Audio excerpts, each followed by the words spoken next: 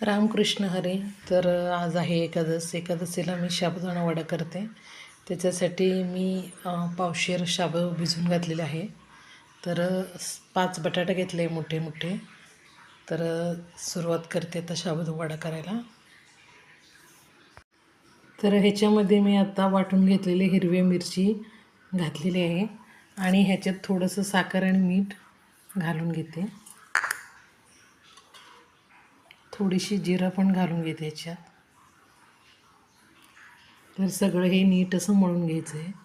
ह्याच्यात अर्धा लिंबाचा रससुद्धा घालून घेतलेले आहे मी. आणि नंतर छानसं परत एकदा मळून ठेवलेले हातानं छानसं. जर जास्त तेल न वापरता आप्याच्या भांड्यामध्ये मी शाबूचे वडे केलेले आहे. हे बघू शकता तुम्ही. ह्याला जास्त तेलसुद्धा लागत नाही आणि स्पंजी कुरकुरीत होते. नक्की करून बघा तुम्ही ह्याच्यामध्ये.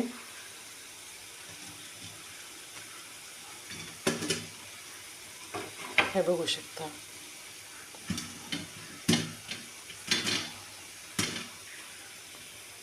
काही नाही, फक्त गोल गोल वडे करून त्याच्यात ठेवायचं आहे थोडंसं तेल घालून आणि काट्याच्या चमच्याने असं खालीवर करून फिरवून घ्यायचं आहे.